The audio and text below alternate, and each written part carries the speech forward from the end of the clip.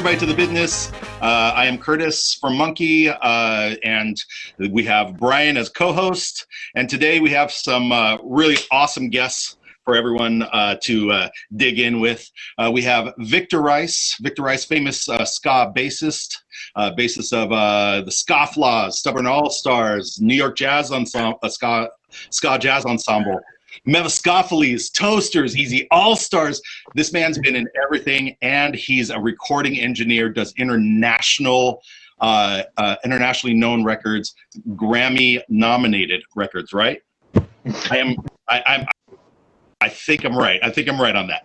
yeah. I got 2 Grammys for mixing records that I didn't earn the Grammy, but I got 2 of those trophies because I was involved in something that got a Grammy. You know what I mean?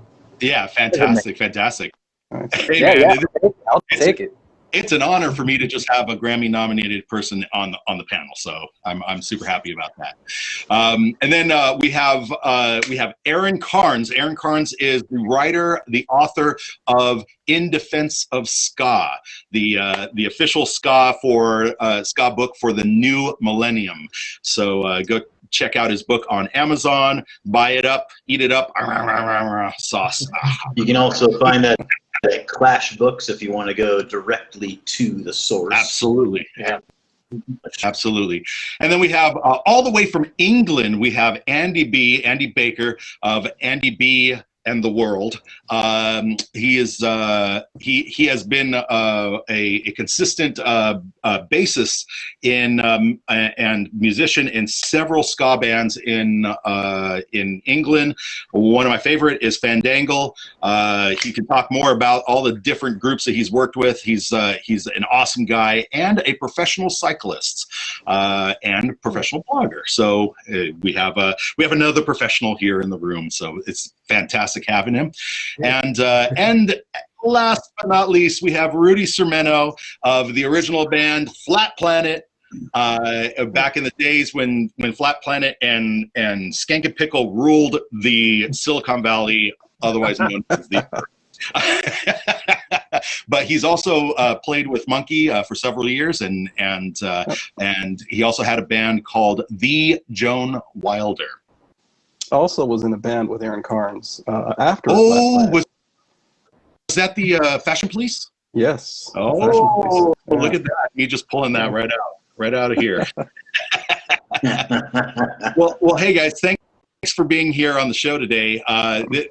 This show is a wide open fiesta of topics, but what we start with is a general question of what did you do this year during the pandemic? How did you contribute to music? How did you contribute to art? How did you contribute to the betterment of others around you? And let's start that question with Aaron, because it's an easy question for him. He's like, I wrote a book. Tell us, what else have you done? Well, actually, most of my book was mostly written before the lockdown, but I was dealing with issues that I had to, like fact checking and photos, and like that's actually kind of what took up a lot of the initial lockdown for me with the book. So then otherwise it was just, other kinds of writing and stuff that I was doing, but no music though. I mean, my one band that I'm in currently, Gnarboots, is like pretty much depends on live music, like actual live shows. So couldn't do that at all. So yeah. And I have to apologize for not mentioning Gnarboots, the best band ever. You guys are awesome. Thanks. I need to get your singer on the show. But yeah, I mean, that was pretty much it. Just kind of. I actually was like. In 2019 is when I wrote the bulk of the book. That's when I was like mostly quarantined, I guess you could say, and just like you're just morning to night working on the book. So yeah, in 2020 it was like a lot of just tying up loose ends and stuff. Nice. Did you have to go through any like strange loops to get information for the book? Call a friend who knew a friend that knew a friend that knew a friend to get the guy. You mean like work my connections? I mean, a lot of the people in the ska community aren't too hard to get in touch with, so nothing too bad. I mean, eventually you would, some people would like tell you like, oh, you should check this guy out or stuff. But yeah. For the most part, if you want to talk to people in the ska community, you know, unless it's like someone like Dickie Barrett or Gwen Stefani. I mean, they're pretty accessible. Yeah. Yeah. Yeah. There's also some people that think that they're exclusive. So I've been experiencing that on my end as well. Yeah. Definitely. But, you know, speaking of people that are just absolutely huge in the scene and are not exclusive, they realize how important this is to reconnect over the web. Mr. Victor Rice, living in Sao Paulo, Brazil. And today you get to speak English. Yeah. Pretty psyched about that. It's, tell us what awesome engineering or music you've been putting out this year. Well, 2020 started out with coordinating the release of my last record called Drink. It's on Easy Star. And so we had a tour in mind. I had a separate tour in Italy to do some work, and then a tour based around the Freedom Sounds Festival in Germany with my guys in Belgium. My band, the record was made primarily in Belgium. So the guys are there. It's very, you know, this was going to be the year I really thought we were going to get to the point of having a booking agent. You know, we were getting photos lined up. It was time to move forward in a big step. You know, my credit card was out. You know, I was ready. I was like, are you ready to do this? You know, I got as far as New York because I was going to do Sao Paulo, New York, Europe, New York, Sao Paulo. I usually do that route so I can link up with family and stuff. Yeah. I got as far as New York when Italy was shut down, and then that was March. And then I decided to come back to Sao Paulo quickly before New York got shut down, and life totally changed. Like, yes and no. Professionally, obviously, there was no more tours, a whole big gaping holes in my year. But what compensated was that everyone was forced to work online. And I've been ready for that years. I got fiber optics for 10 years now. I've been like, come on, trust me. You know, and now they have to, and people are embracing it, you know? Yeah. So I've been lucky with that. Still mixing tons of stuff, working with like soothsayers, talking about stuff I did that hasn't come out yet. Like soothsayers, the Players Band came out.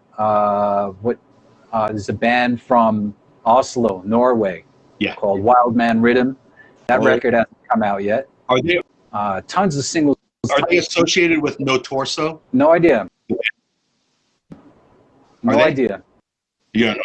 Okay.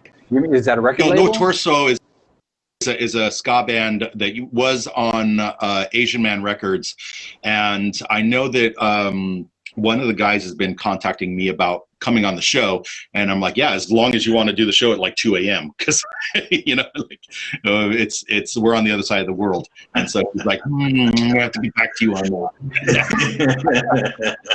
Yeah. Oh, speaking of other side of the world. Speaking of other side of the world, Rudy, what have you been doing? What have you been doing to better the future of music during this horrible shutdown? What have you been doing? How's it affected you? Well, not to be honest, not doing much of anything. Just kind of hanging out at the house and, you know, with my kids. Definitely, miss playing. Oh gosh, you know, can't believe how much I miss playing. Got to find a band though, so.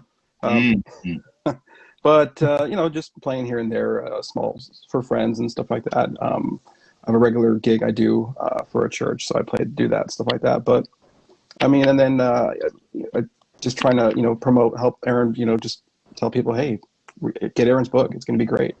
You know, just promote. So you're promote ska again. Yeah. You're Aaron's publicist right now. Yeah, exactly. Yeah. That's good. I've been telling all my friends. I've been excited because I've been telling my friends about it. I'm like, oh God, my friend wrote a book about ska, and they're like, okay, sure, we have ska book, cool. But you know, yeah, I keep telling people the ska apples don't fall too far from the ska tree. Everybody knows each other in some way or another. This is true.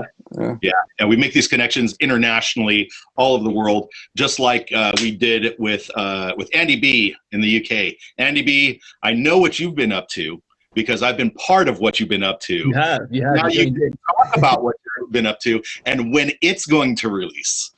It releases in about 4 days on Sunday. He caught me just in time. But much like Aaron, like my project started years ago. I was building an album with like collaborative for people for the last 4 years, but like everyone, like lockdown hit, it kind of ended travel, and I saw it as a good way to get even more people connecting, like we've been talking about now, you know, sort of connecting musicians all around the world, people that didn't know each other before.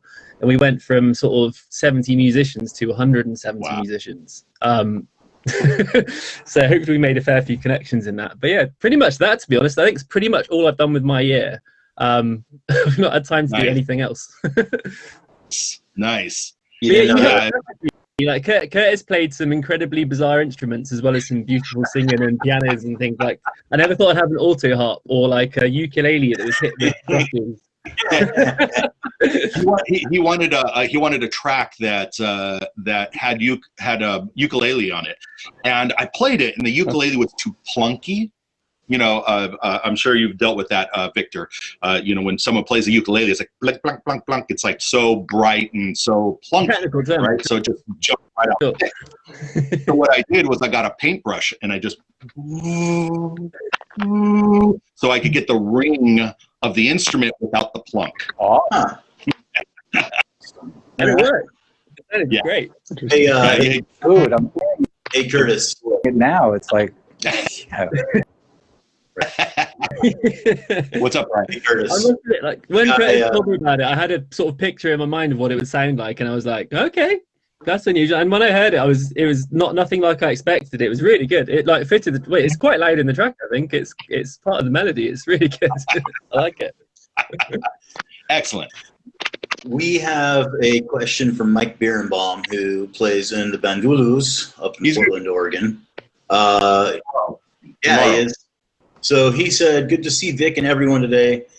He likes how we're keeping busy. Specifically to Vic's, how do you like to receive tracks to mix, and how do you like to receive tracks to dub?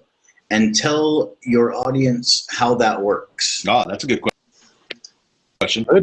Good one. Well, one terminology that's always confusing when you're trying to get a project from somebody is the word stems. So some people think stems mean each individual track of the project, but it really means groups. So when someone says, I'll send you the stems, most of if they're using the word right, what's going to show up is the drums all in one file, all the guitars in a file, all the vocals in a sub mix, you know, and that's harder for me to remix. And whether I'm remixing or mixing proper, I want the individual tracks. So if the project is in Logic, they can just send a whole project folder, or if the project's in Pro Tools, they can just send the folder.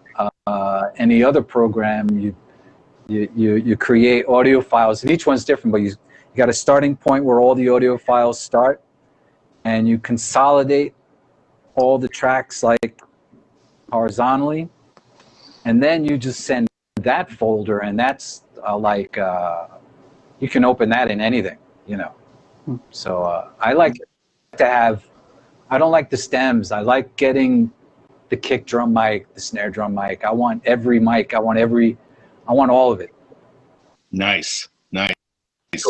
Yeah, that's always a learning lesson for people that aren't used to the whole independently giving people independent control over how each individual sounds, including how does the snare sound as opposed to the kick drum. You know, some people don't think that way. They think, oh well, you know, here's a stereo track of the drums, and that doesn't work. That doesn't work for everything. You need to have independent control so that if you want that snare to hit, or you want to soften it and dampen it in some way, you have no control over it independently. So totally good. Totally. Yeah, good question. Nice. And it looks like Karen Roberts says, Andy Baker. Um, And we've also got a from Tony Kroll. Holy shit, you got Victor Rice. What a legend. For anyone that doesn't know, Tony Kroll is a punk rock doorman for one of the clubs that we play in the East Bay. Yeah. And he is a lifer, man. He's got tattoos, and he's just a nice guy. He's full of vigor, full of love for the music. So he's got a lot of good times to be had with that guy. Excellent. Hey, what do you guys think about the news today? What is there? Yo, Stuff happening today? What is that? the impeachment news. Number two, impeached. Me 2 times. Yeah, it's quite a tangle that we have to get out of, but yeah, it's slowly unraveling. Hey, he wanted to go in the history books. He's definitely Okay, done that. that's all he wanted out of this presidency. I'm curious for the people who are not in the U.S., the couple of people that are not in the U.S., what is it like watching our president get impeached a second time and everything that's happened in the last week or two? What do you guys think? It's kind of like watching a satire program. Like you don't quite believe it's real. But it's massive news even here in the UK. It's like as soon as it happened earlier, it was like breaking news all along your mobile phone, like second impeachment, and his son's reaching out to Elon Musk to make their own social network so he can be back on the internet, things like that. It's crazy. Yeah, I think it's in Brazil. I mean, it had everyone's eyes for the day, but also I think specifically the UK, the US, and Brazil are dealing with their own brand of insane clown. Mm-hmm. Yes. And no, that's not fair, because that's not fair. The insane clown posse, not fair. Let me say, Bozo, Bojo, and Orange Man Child Incorporated. Yeah. I think that was. Man, that's $1 million idea. It was a learning experience for all of us in music, because we'd all thought of ICP and Insane Clown Posse as being kind of like the worst that humanity could deliver, and then it was like, what? They're anti-Trump? Like, what? So now we all have to go, okay, maybe they're not that bad. Maybe they're not. Oh man, the bar has been, been changed all over the place. For sure. I mean, you got us, everybody in the world falling in line with juggalos and K-pop stans. So I mean, K-pop became like the savior for everyone for like a week. That was awesome. Brazil has Bolsonaro, right? Yeah. He got stabbed, didn't he? He got stabbed on his inauguration day or something. No, doubt it. You think? Doubt it. Think it was all just a show? Man, did he go up in the polls after that? Nobody got it. Yeah, that could have been. He just signed into law that his vaccination history cannot be released for 5 years. Somebody can know for 5 years whether or not he's been vaccinated. That's what they're spending their time doing down here. Yeah. Meanwhile, every politician in the United States is taking it as a photo op, like, "Hey, look, I'm getting my second one now." I'll have and you're like, cocktail. Didn't you just spend the last 10 months telling people not to wear masks? Absolutely. Oh, I am. Anybody who knows me knows I'm a big conspiracy theorist, but I'm not gonna fork this sour we got down that road. Oh yeah, man. I'm not. Fair enough. We should talk about music. We should talk about where music goes from here. How do we energize the crowd? I know that I've learned a lot about marrying outside projects into music from Andy. Andy, talk about your cycling career. Oh, wow. That was okay. I mean, we kind of decided, like me and another musician, we decided we wanted to do something pretty major for mental health charities, and we were both pretty unfit because they both sort of stopped touring, and you know, when you don't tour as much and you sit on that sofa, the old belly does grow. So we decided we'd get on bikes and cycle to Italy from England. Yeah, we ended up doing. I did it again. Rode to Norway afterwards. It was really good fun. But I mean, it feels like a million years ago now. I don't even know what year it was. 2019.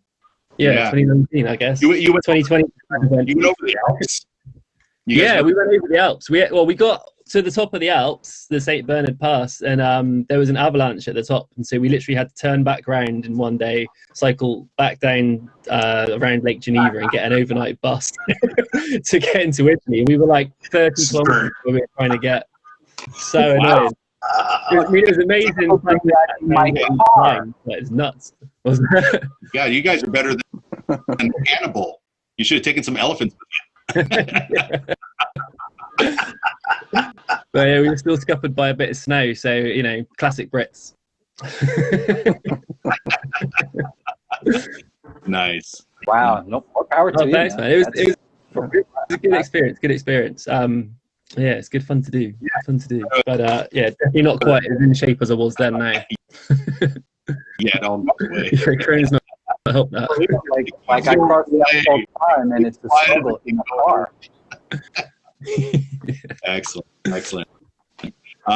Yeah, I was. I watched a little bit of your. You had a blog going on during that whole thing, and you would blog from the hotels when they would stop cycling for the day, and just talk about like how challenging the day was, or whether it was a good day, and just to see someone put that much effort into something outside of music. You know, this man is known as like as a punk ska bassist, and then he's like, no, I'm gonna save the starving children, and I'm gonna cycle to Italy. I'm like, that is really endearing. That is really good for humanity.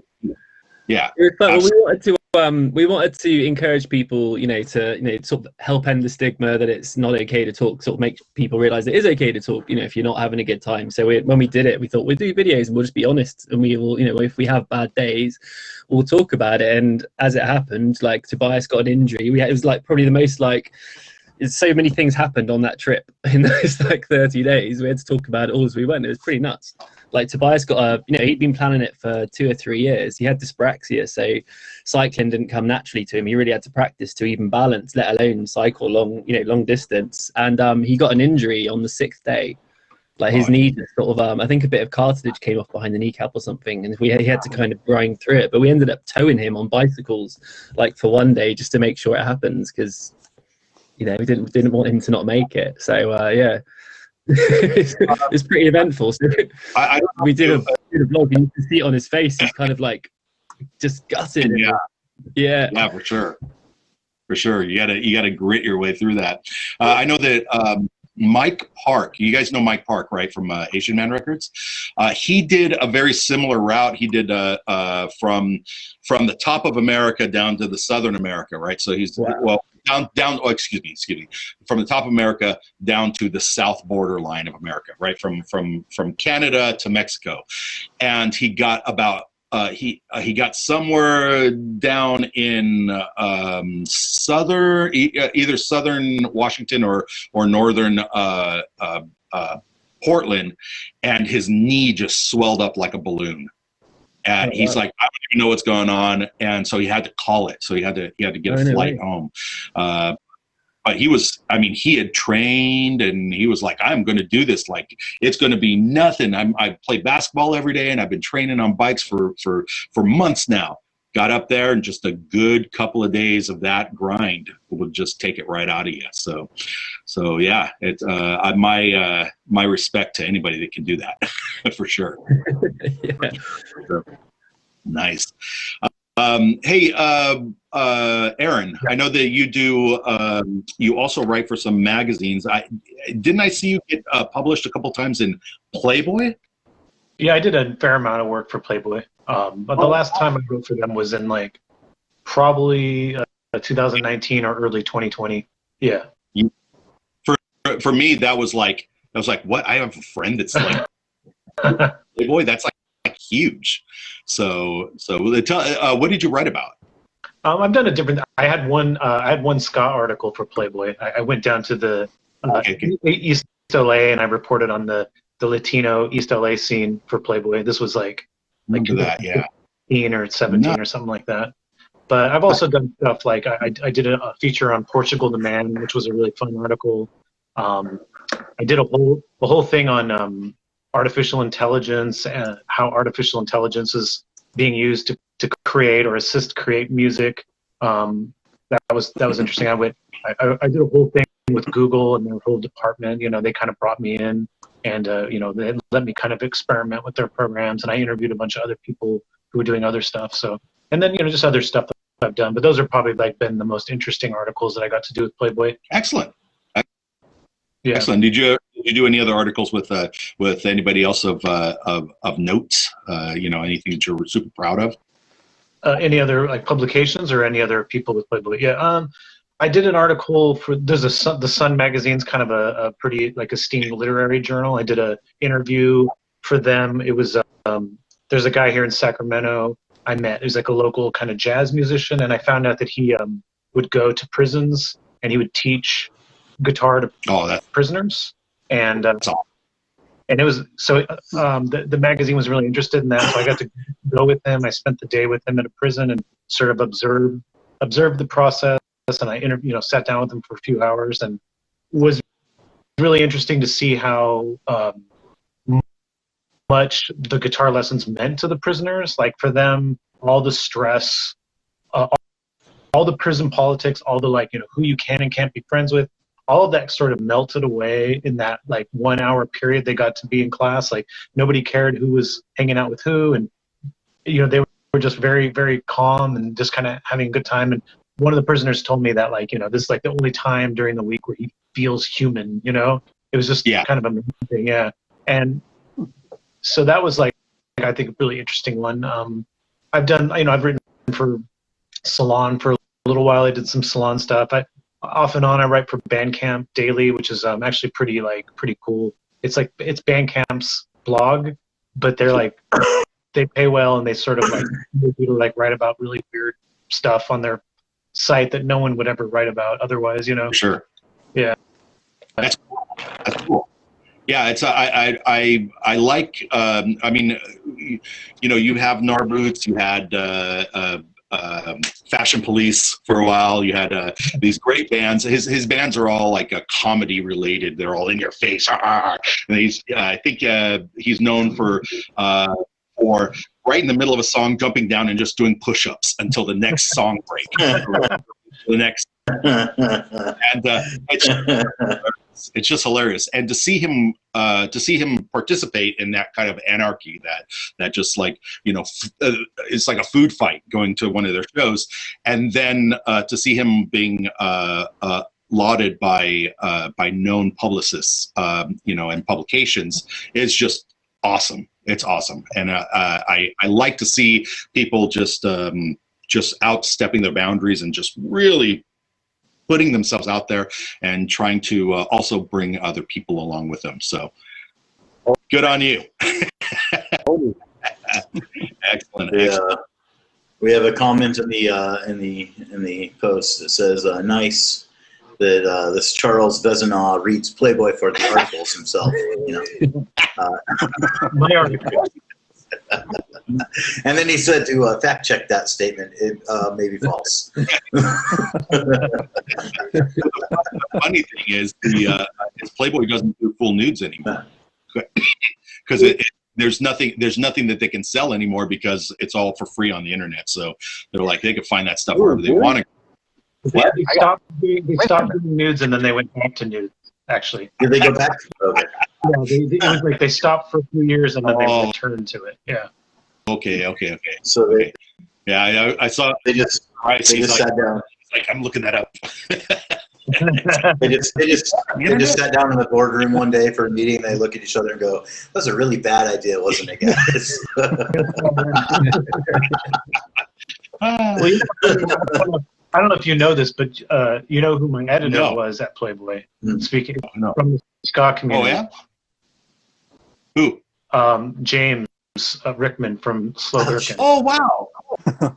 That's actually how I got into Playboy. He doesn't work anymore, but yeah, he was my first editor there, and then I worked for a few other people. But yeah, that was my in with Playboy. Was from the ska scene. Oh, wow. There's those ska apples falling not so far.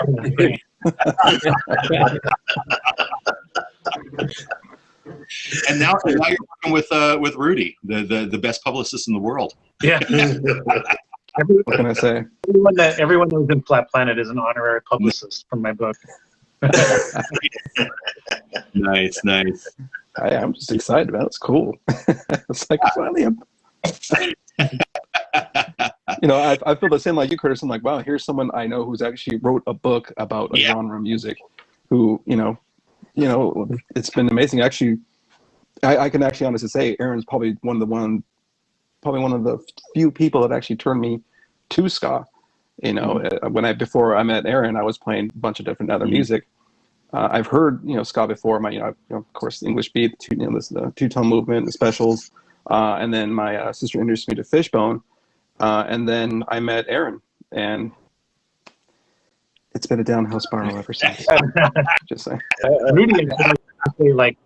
Rudy was like, he took to ska really well, and I felt like he was is a really, really good ska bass player. Like, really Thank you. kind of just nailed what it is you need from a bass player.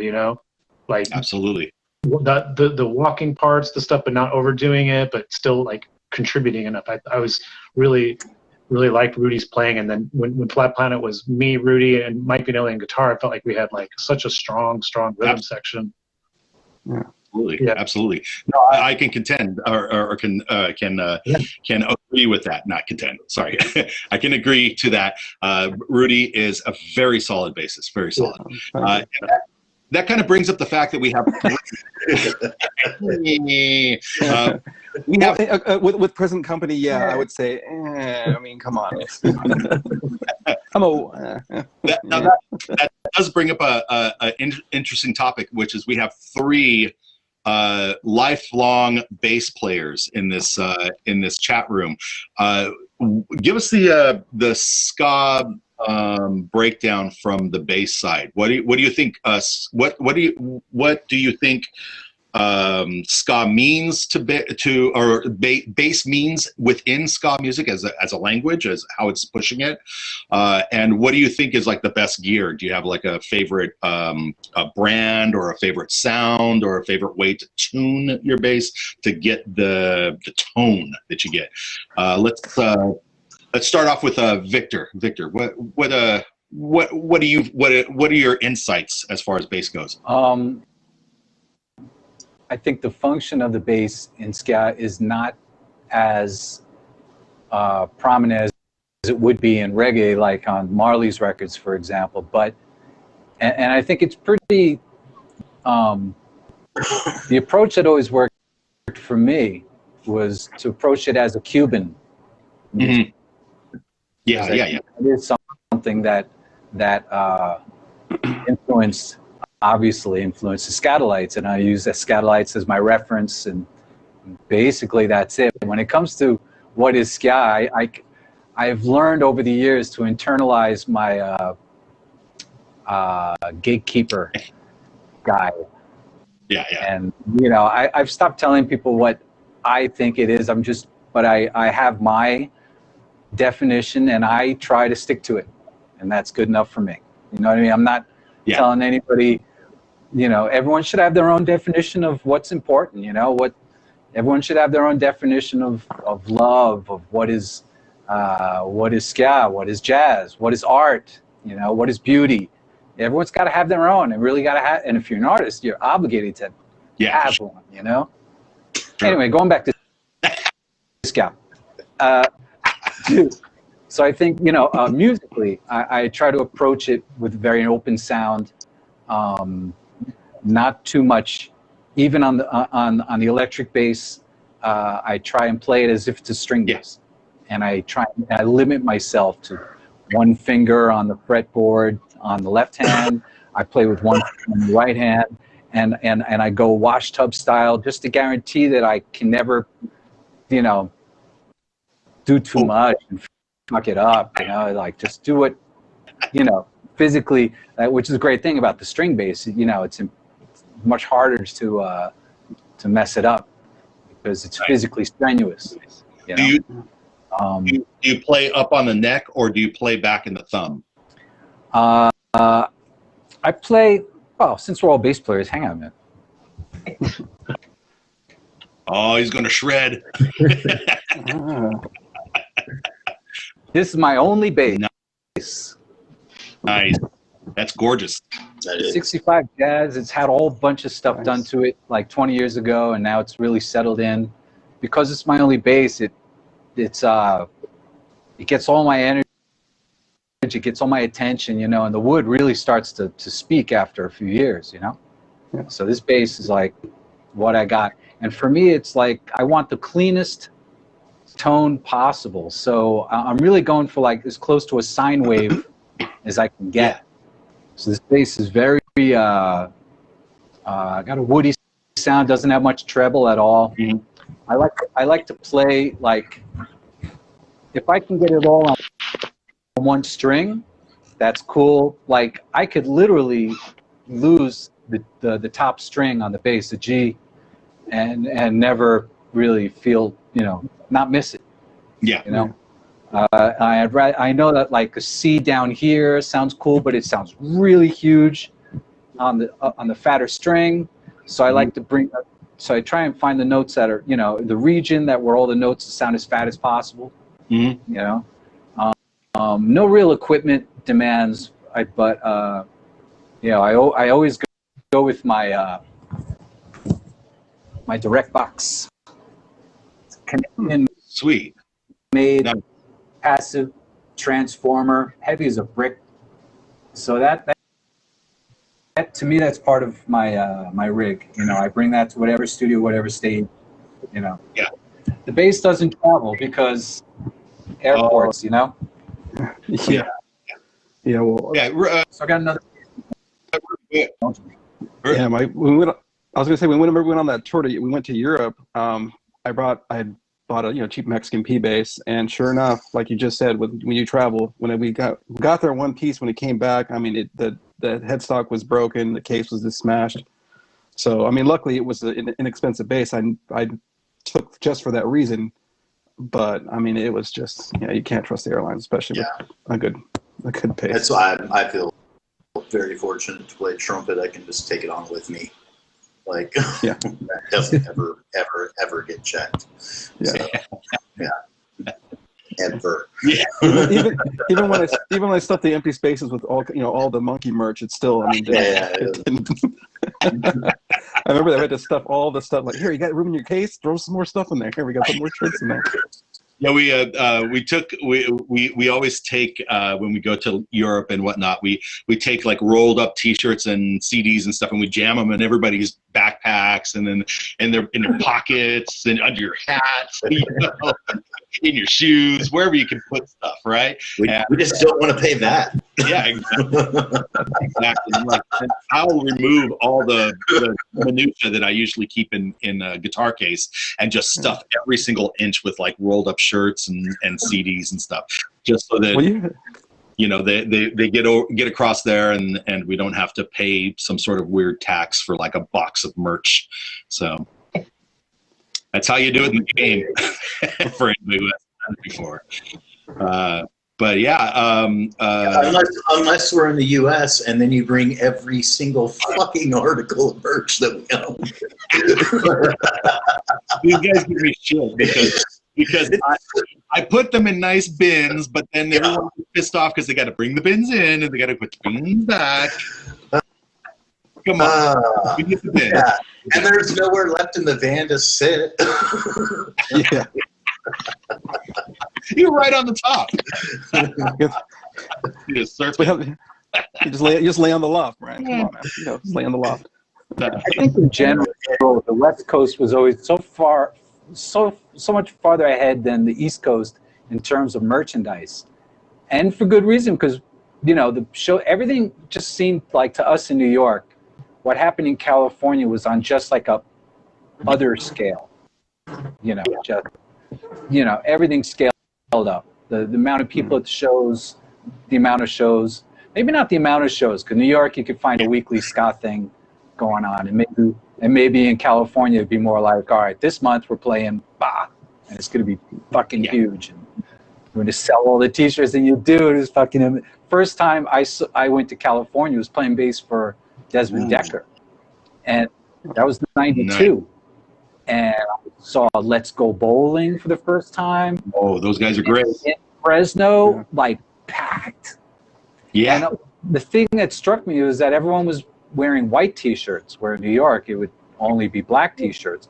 So it was like this sea of white T-shirts. Everyone just nuts. I was like, what's happening? And then we get down to LA, and we open up for Hepcat. No, Hepcat opens up for Desmond. And I got to see them for the first time, and then I was like musically beat up about it. I got all beat up about it. I was like, I was sure the Scofflaws were the only ones even trying to emulate the Scatolite sound, and then to hear it done better, it was humiliating for me. It was humbling. Yeah, those guys, man, they're great. We had a Greg on last night from Hepcat, and he's such a good dude. He's such a good dude, and yeah, I just wish they as a band they're very selective about what they do and how active they are at any time. And it's because everyone's got a family in that band. Everybody's got an entire life of things, and this is kind of a side thing for them. But yeah, it's if I could hope for anything is that when this pandemic is lifted, everybody get out there and play, start a new band, start a new project. I mean, Andy, we're trading files across the globe, and putting this music together. I expect from you that at some point you'll play a show and I will be there to do something. Definitely. Agreed. I'll hold it, I'll sing some background parts, and then we'll have some brews after. Hell yeah. You bring in your ukulele with the brush. You can do that. Awesome. Jesse Stuckey, promoter in Seattle, says, I wonder if they dumped the shirts from their pockets the first sight of an Imperial cruiser. I think he's remarking about us stealing our own merch to get into the airports. I like Jess McCauley's question. He said, 3 bassists? Is this a charity event?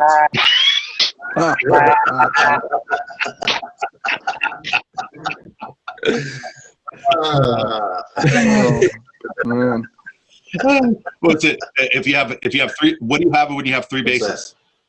The start of the soup line. Oh.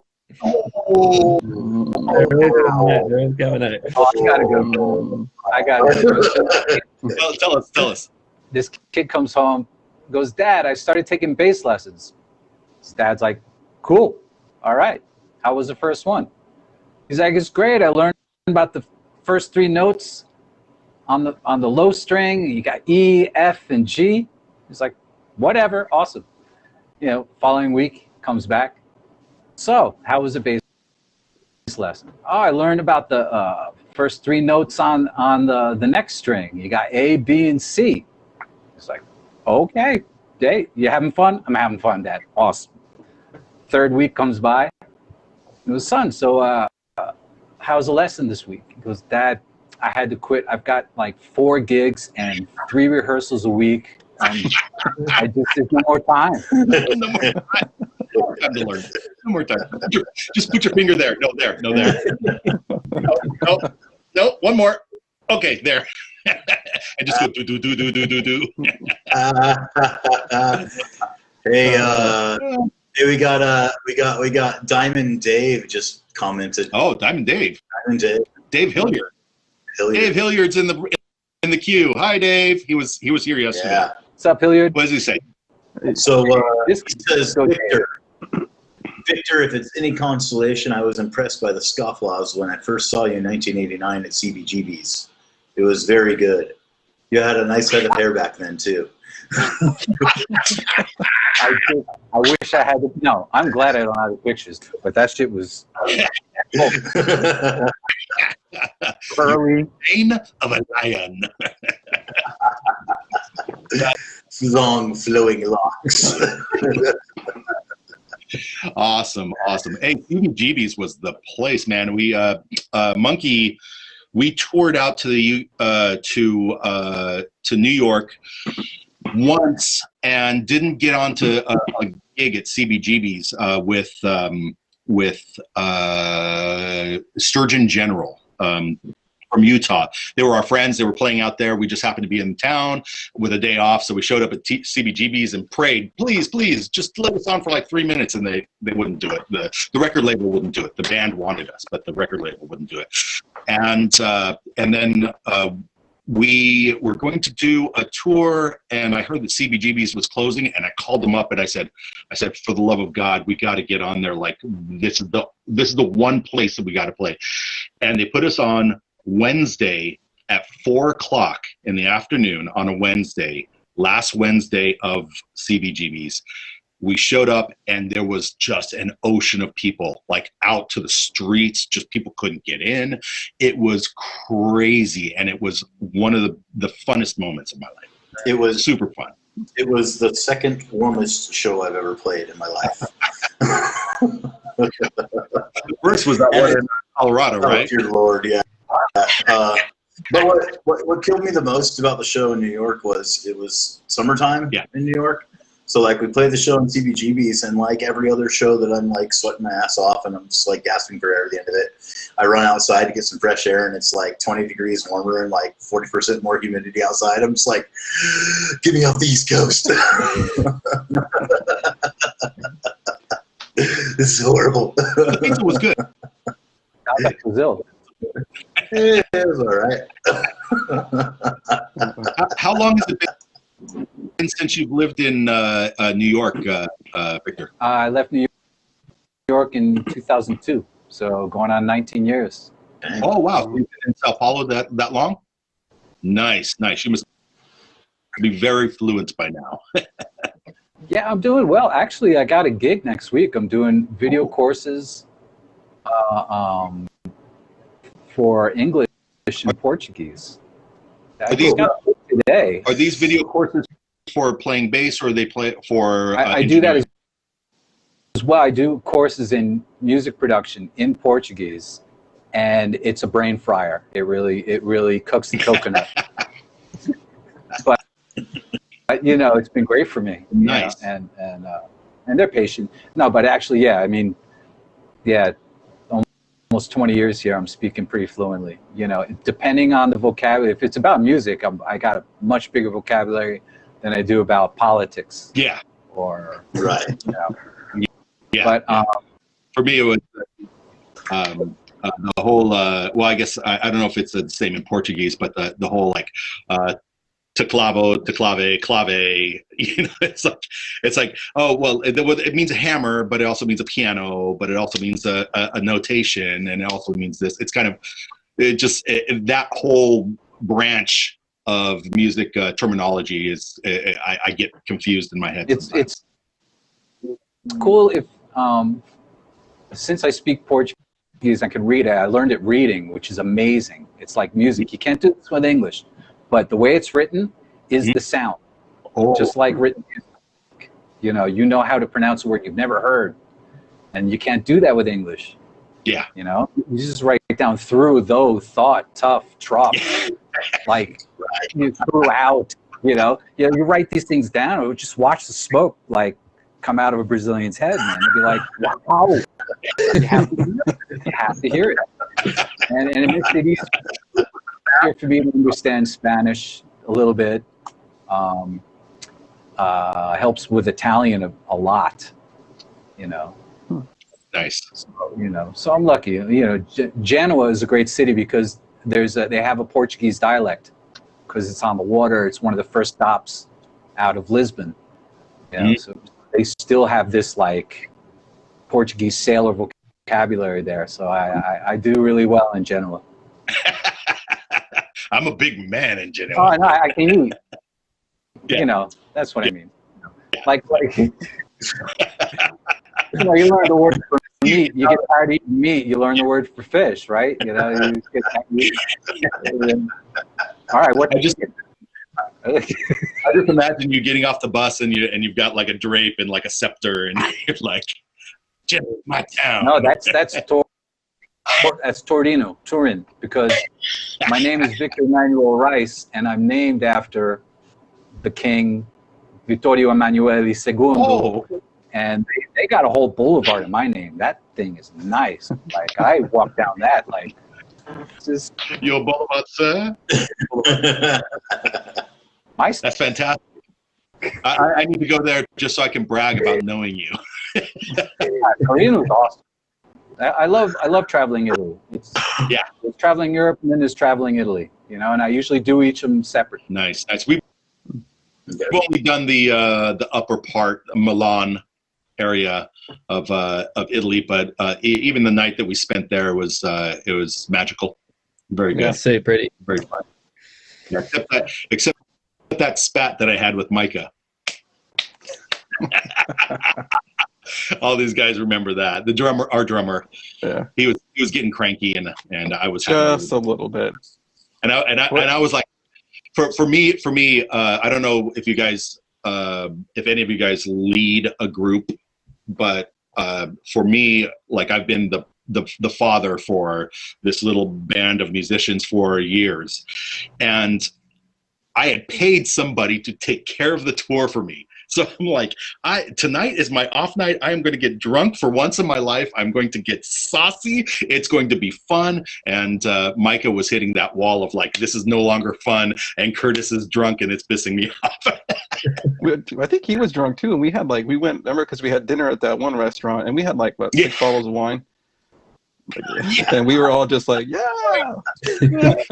We were eating giant fish, just like, and then just wine. And then just aimlessly walking around, just kind of looking around like, oh. Yeah, we were out do you know Milan? You've been to Milan, right, Victor? Yeah.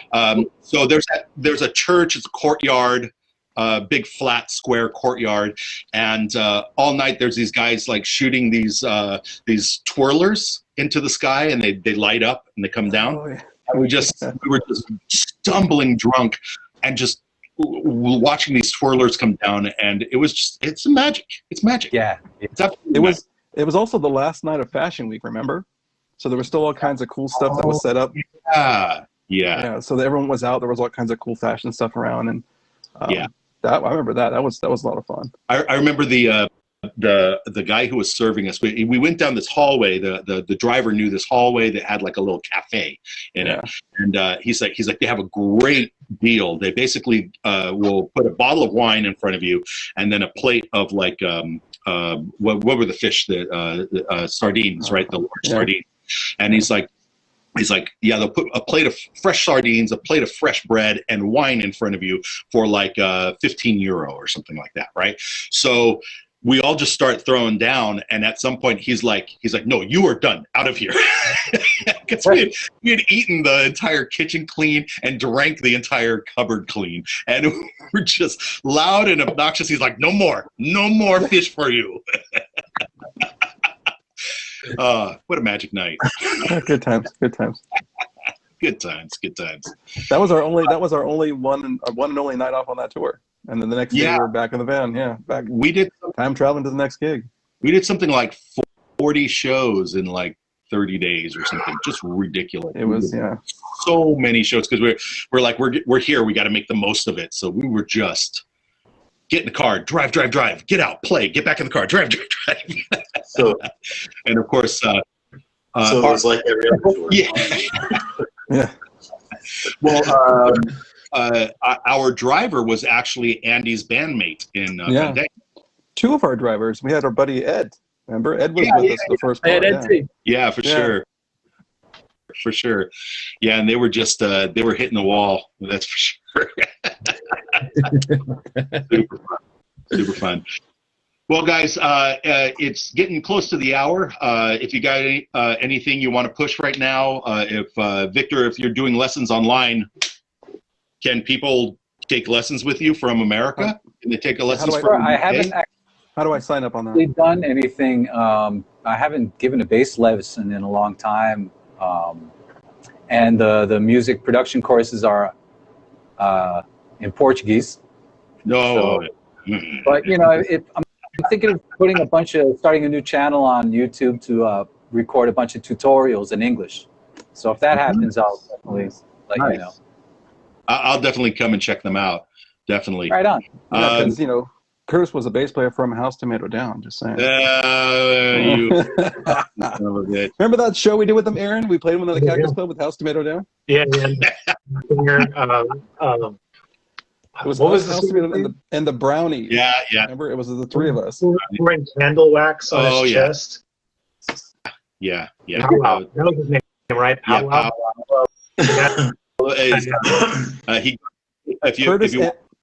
If you want to look him up online, his name is Victor Trey Funk Love.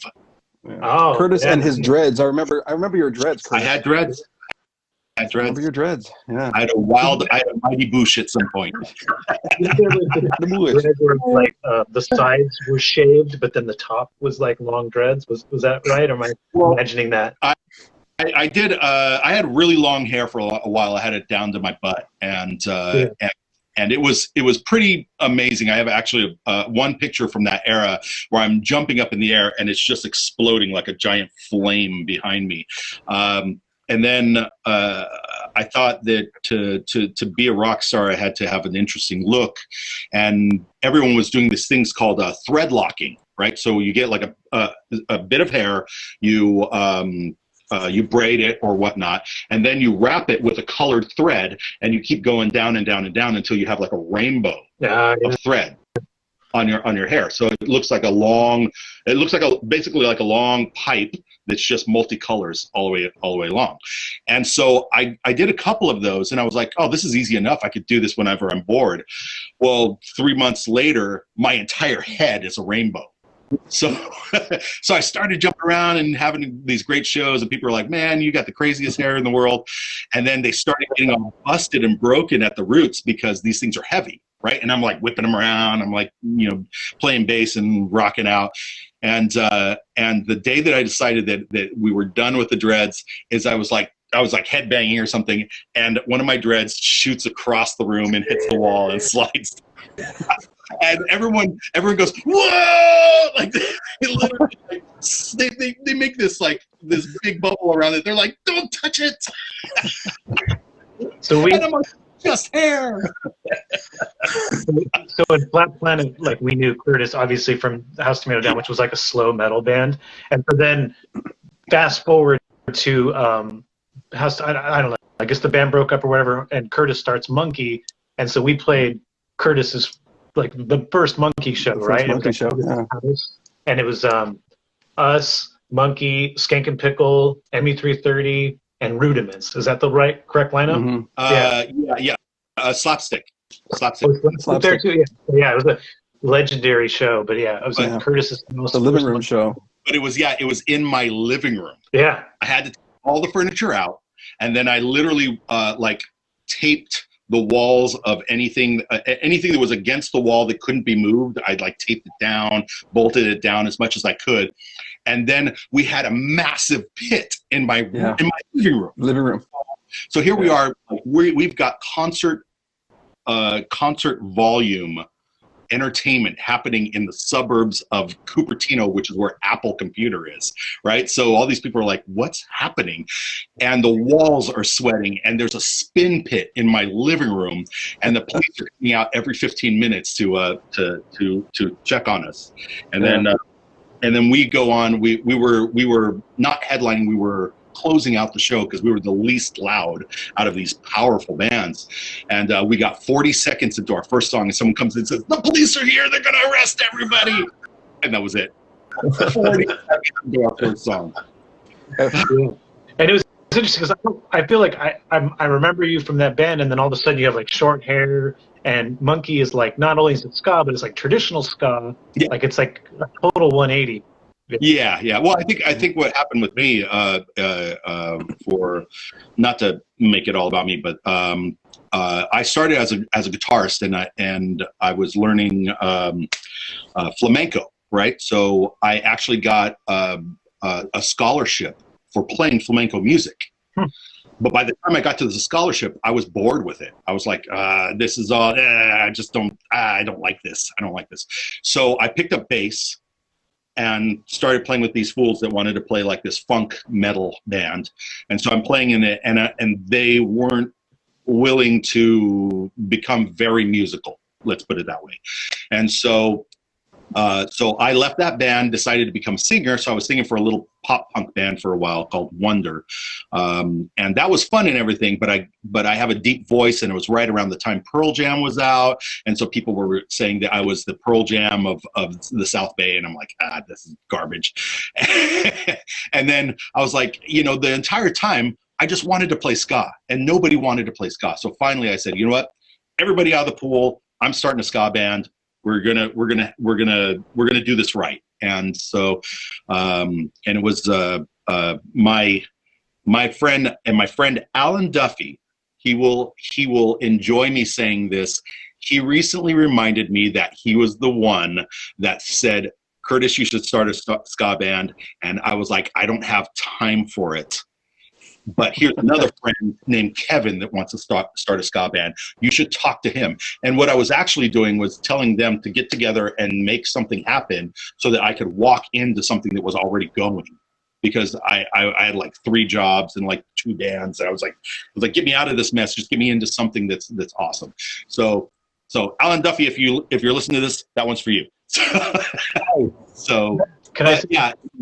Years later, yeah. If I had a flashlight, I don't have. I have my phone. If there's still time, can I tell a quick story about the first show also? So yeah, go ahead.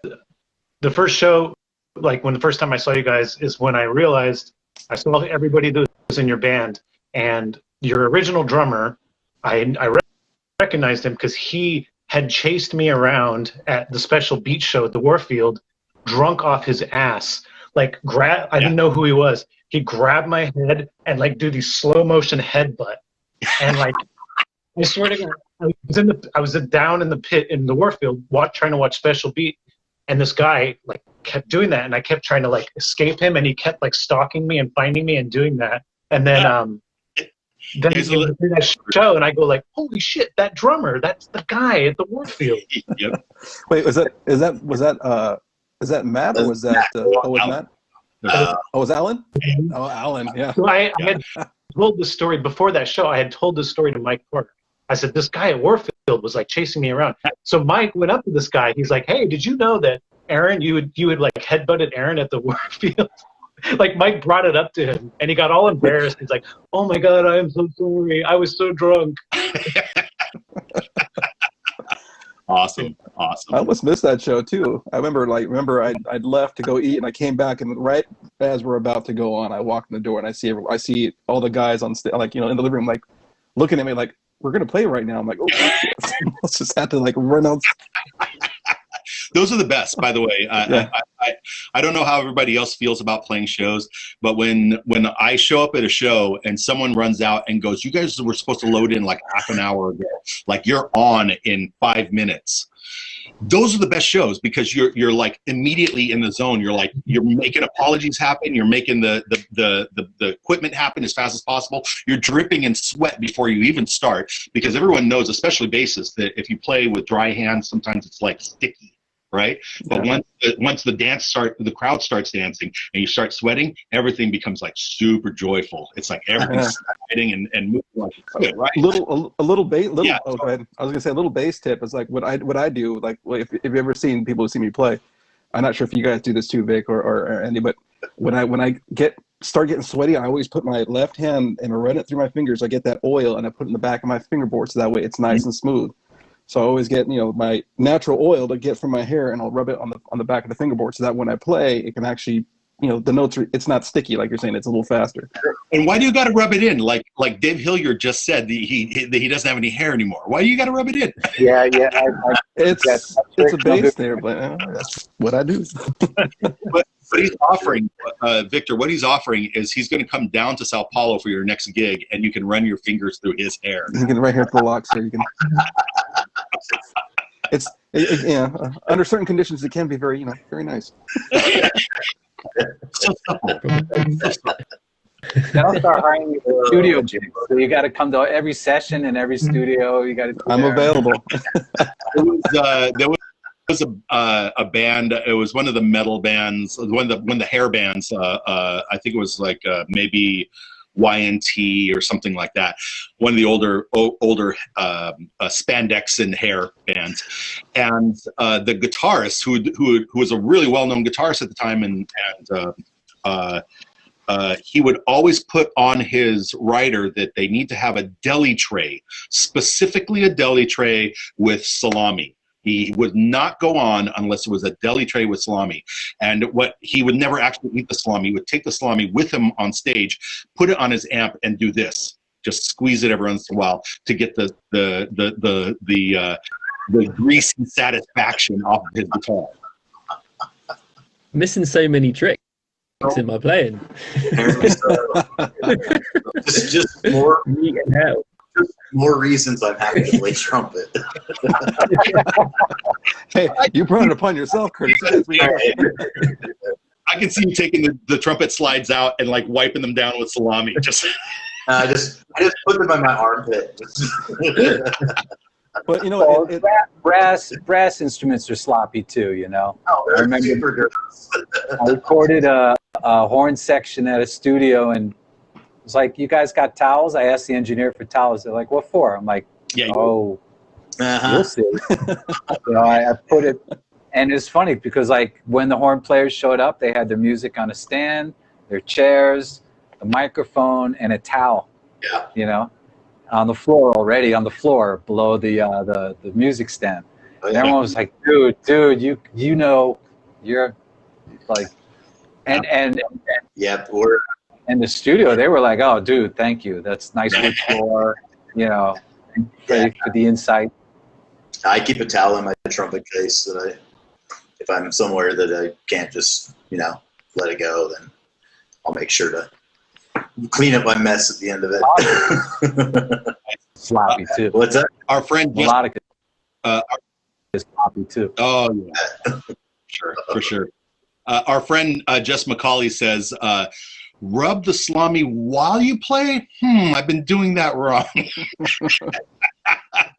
And John Roy from Unsteady, he's in the queue right now. He says he just got some drums tracked, and he will stay as long as he can watch because he loves watching this. So I wish I could stay watching it at all times. Yep. Well, John Roy, stay as well. The director. Yeah, absolutely. He's doing a new one now. He's doing these little pods, right? So he did the New Normal, and now he's doing the Smoke and Mirrors collective. Like that. I'm in on that. Oh, okay, cool. Me and Eddie Ocampo are playing together again. Sweet. At least a couple of tracks. Let's see what happens. Nice. With the rest. I'm going to be doing a couple of like background vocals and stuff. Oh, I think we lost Aaron. No, we just lost the video. He's still there. He's still there. Well, hey guys, it's past the hour. It's a joy talking to you guys. Once again, we have Victor Rice, a Grammy-nominated, awesome ska bassist in Sao Paulo, Brazil, originally from New York City. We have Rudy Sermeno, great bassist from the South Bay, living in Gilroy, the land of garlic. Yeah. And laying it down, keeping the fat part of the rhythm there. We got Andy B all the way in the UK. Give it up for Andy. It's like 2 o'clock in the morning for him. Like, it's like, he's like, keep it down. The neighbors are asleep. And we have Aaron, who his video feed has disappeared, but nonetheless, we can still sense him there. We can put our hands on the screen. Put your hands on the screen and feel Aaron in the room. Please buy his book. He has the In Defense of Ska, where he talks about how much the society actually needs good music. Yeah. We need good music.